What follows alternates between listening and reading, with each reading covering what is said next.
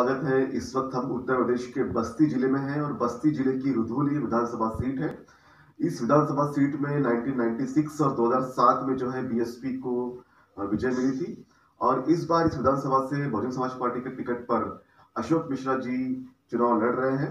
अशोक जी, आपका बहुत बहुत स्वागत है। धन्यवाद। अशोक जी, आपने इस बार बीएसपी के टिकट पर चुनाव लड़ने का मन बना लिया है, जबकि आप काफी वक्त तक बीजेपी में थे। ये परिवर्तन कैसे हुआ? ये परिवर्तन जो हमने सोचा, जो इन्होंने मतलब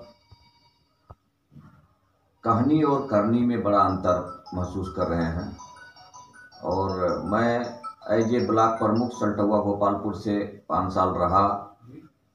मैंने जो देखा, लोगों का दर्द देखा, जो मैंने वहाँ पे सारी चीज़ों पे ध्यान देते हुए मैंने यही देखा कि कहानी और करनी में इनके बहुत अंतर है। कहते तो बहुत कुछ है, लेकिन धरातल पे वो चीज़ हो नहीं पाता, उतर नहीं पाता है। और जो यहाँ की जनता गरीब, पिछड़ा, गरीब, शोषित जितने भी हैं, जिस तरह से काम किया जाता है, भ्रष्टाचार व्याप्त है, हर जगह कमीशन खोरी है। अब इस कमीशन खोरी में मतलब मैं अपने आप को नहीं एडजस्ट कर पाया कि मैं क्या करूं क्या ना करूं, और जिसके कारण मुझे मैं अपना मन बनाया कि हमको जनता के बीच जाना है और उनका सेवा करना है। मैं उसी समय निर्णय लिया कि हमको बहुजन समाज पार्टी में जा करके और लोगों के बीच जाएं और हम जनता का सेवा करें। जी, बहुजन समाज पार्टी के बीच जाकर जनता की सेवा करें, ऐसा नेताजी का कहना है। अशोक जी, मेरा एक सवाल ये है कि इस विधानसभा में 1996 में और 2007 में बीएसपी को जीत मिली थी। 2022 में ऐसे क्या मुद्दे हैं कि आपको लगता है कि आप जीत सकते हैं? मेरा जो फोकस है, जैसे हमारे यहाँ जो गरीब एससी बिरादरी हैं, वो आज अलग थलग पड़े हुए हैं। वो मैं जाता हूँ, आज जो भ्रष्टाचार जिस माहौल में चल रहा है, आवास दिया जा रहा, आवास के बदले सबसे पैसा मांगा जा रहा है। बिना पैसे दिए कोई काम नहीं हो रहा। तहसील हो, ब्लॉक हो, हॉस्पिटल तक, गवर्नमेंट हॉस्पिटल तक की व्यवस्था यह है कि वहाँ भी बिना पैसे के काम नहीं हो रहा है। तो मैं इसी बाबत मतलब यही सोचा कि जो मेरे स्थानीय मुद्दे जो यहाँ के हैं, सड़क पे ऐसी स्थिति है कि गड्ढा मुक्त करने की मैं क्षेत्र में चल रहा हूँ। आप यकीन कीजिए कि हम कहाँ किस जगह फंस जाएंगे यही कहना मुश्किल है। हाईवे तो चलिए ठीक है, लेकिन जो गांव की सड़कें हैं उनकी हालत बद से बदतर है। वहां भी कमीशन खोरी है। बिना कमीशन खोरी की कोई सड़क बन नहीं पा रही है। सड़क बन रही है, टेंडर पड़े हुए हैं, कमीशन कौन देगा, कितना परसेंटेज मिलेगा, उसके आधार पर निर्धारित किया जाता है। अगर कमीशन 45% कमीशन लिया जा रहा है तो सड़क की हालत क्या होगी? ये स्थितियां हैं गांव की। जी, ये बहुत ही विदारक स्थितियां हैं जो से आपने बताई है। लेकिन प्रदेश के सीएम योगी जी कह रहे हैं कि प्रदेश में बिल्कुल भ्रष्टाचार नहीं है और विकास काफी हुआ है, तेज गति से विकास हुआ है। और एक स्लोगन भी दिया जा रहा है कि फर्क साफ है। आपने तो फर्क बिल्कुल साफ कर दिया कि वर्तमान की जो सरकार है वो काफी निकम्मी है। देखिए, धरातल पे ये न्यूज चैनल में या टीवी में या पेपर के माध्यम से तो सारा प्रचार प्रसार ये अपना कर रहे हैं, लेकिन धरातल पे कुछ हो नहीं रहा है। जो स्थानीय लोग हैं, जो यहाँ पे इनके स्थानीय विधायक या स्थानीय लोग हैं, वो अगर आप हकीकत में गांव में जाकर के वहाँ की हालत देखेंगे, लोगों से आप चर्चा करेंगे, जो पात्र लोग हैं उनको आवास तक नहीं मिल पाया है। अपात्र लोगों को आवास मिला है। तमाम अभी हमारे भानपुर नगर पंचायत में ये स्थिति है कि आवास मिला, एक किस्त लोगों को मिली, दूसरी किस्त अभी तक नहीं मिली। अभी उनसे ये कहा जा रहा है कि आप कमीशन जो हमारा है 30,000 रुपये पर आवास कमीशन लिया जा रहा है। जब तक वो नहीं दिया जा रहा तब तक लोगों को दूसरी किस्त नहीं मिल रही है। ये स्थितियां हैं हर जगह पे। मैं एज ए ब्लॉक प्रमुख सल्टुआ रहा, मैंने जो वहां पे देखा, आज स्थिति भिन्न बदल गई हैं, काफी बदल गई हैं। तो ये सारी चीजें जो है, अब मैं एक पिछड़ा महिला हमारे यहाँ सीट हुई थी ब्लॉक प्रमुख की, मैंने उस चीज को छोड़ दिया। क्योंकि जिसका आया है वो अपना करे, मैं किसी कैंडिडेट को नहीं लड़ाया। मैं पिछड़ा हुआ है, पिछड़ा वर्ग का ही कोई कैंडिडेट हो। मैं सामान्य वर्ग से आता हूँ, मैंने छोड़ दिया। लेकिन आज हमारे यहाँ स्थिति यह है कि उसको लड़ाया गया बीजेपी द्वारा और बैठता कोई और है, वो कैंडिडेट नहीं बैठ रहा। तो ये सारी चीजें आप देखेंगे तो धरातल पे कुछ और आ रहा है। जी, धरातल पे बिल्कुल कुछ नहीं है, ऐसा मिश्रा जी का कहना है। सर, मेरा एक सवाल यह है कि जिस तरह से आपने बीजेपी के दावों की पोल खोल दी और कहा कि धरातल पे कुछ नहीं है, जो भी कुछ है वो मीडिया में है। बीजेपी के लोग समाजवादी पार्टी के बारे में कहा जा रहा है कि इस बार मुख्य मुकाबले में होगी। आपको क्या लगता है, क्या ये भी एक हवा है या फिर आपका ग्राउंड वर्क काफी मजबूत है? हमको नहीं लग रहा है कहीं समाजवादी पार्टी कहीं दिखाई दे रही है, ऐसा कुछ समझ में नहीं आ रहा है। वहाँ पे भी वही स्थिति है कि वो कितना परसेंटेज में है पूरे उत्तर प्रदेश में या हमारे बस्ती जनपद में। आज उनकी स्थिति, आज वो 6% 7% लेकर के वो सोच रहे हैं कि हम बना लेंगे। तो ये सारी चीजें मतलब कहीं ना कहीं मतलब वो स्थिति नहीं है जितना ये बोल रहे हैं। लेकिन ये भी कहा जा रहा है कि इस बार जो बसपा का बेस वोट बैंक है वो कुछ शिफ्ट हो सकता है समाजवादी पार्टी में। नहीं, ऐसा बिल्कुल कहीं दिखाई नहीं दे रहा। हम चल रहे हैं क्षेत्र में, कहीं ऐसा दिखाई नहीं दे रहा है। जी, लेकिन जिस तरह से 2007 में एक बड़ा परिवर्तन प्रदेश में हुआ था और यूपी की सीएम मायावती जी बनी थी और ब्राह्मण समाज ने बड़े पैमाने पर समर्थन दिया था, क्या उस तरह का माहौल आप इस वक्त देख पा रहे हैं? बिल्कुल। क्या किस तरह से देख पा रहे हैं आप, जरा समझाइए दर्शकों को। नहीं, हम ये देख रहे हैं, मैं चल रहा हूँ, लोग आज ब्राह्मण भी अपने आप में यहाँ पे एक मतलब ऐसे उसमें चल रहा है जिसका कोई सीमा नहीं है।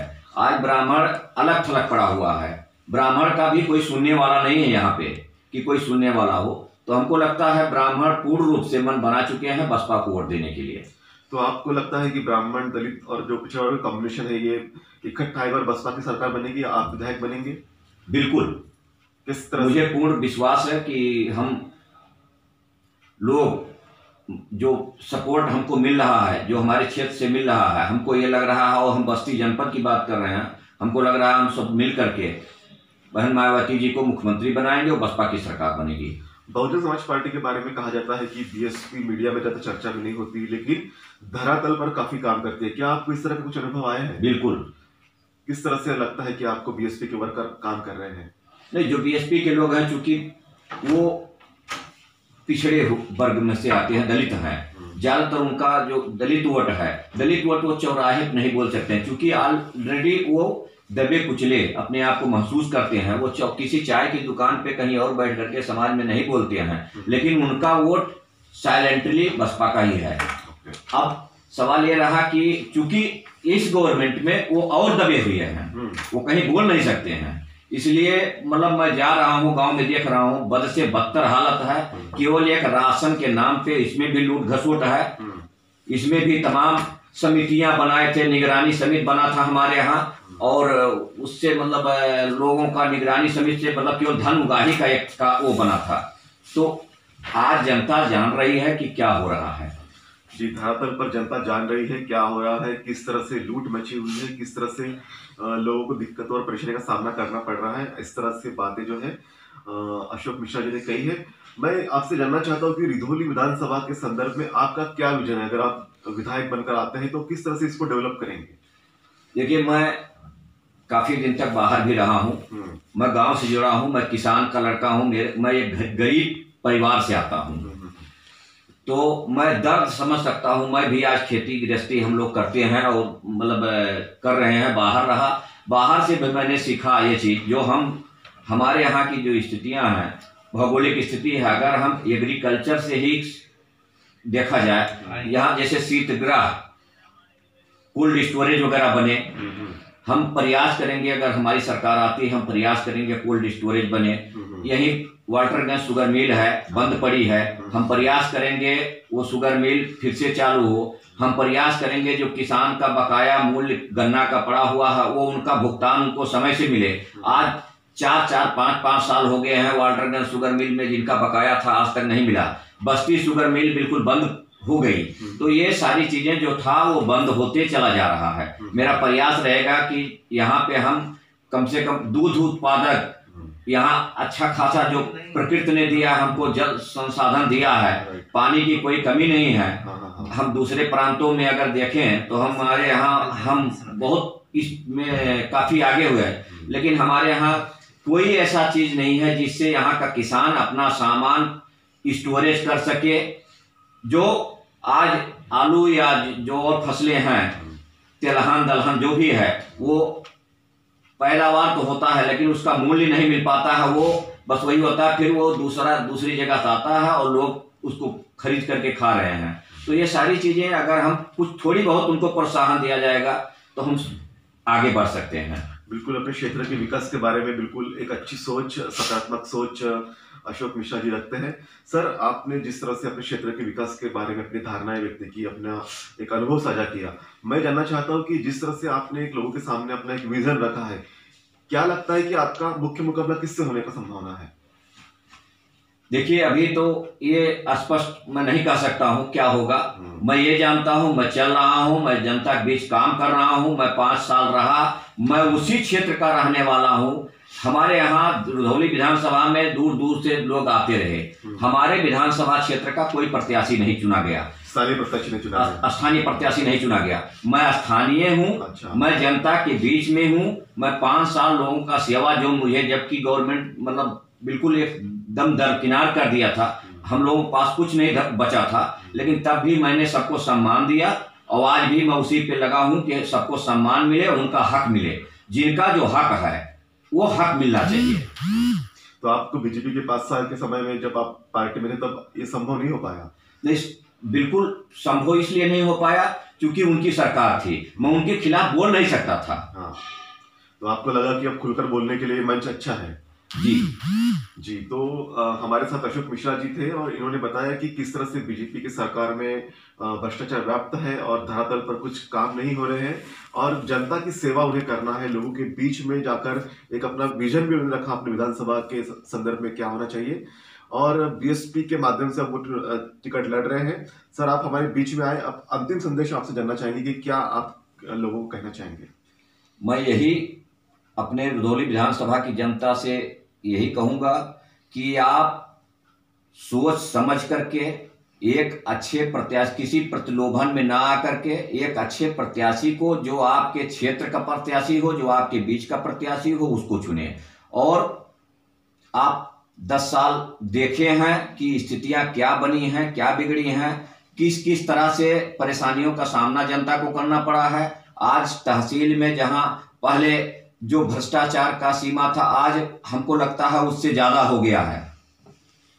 तो कहीं ना कहीं वो उस दर्द को झेल रहे हैं और हम यही कहेंगे कि स्थानीय जो आपके बीच वाल का आदमी हो उसको आप चुने।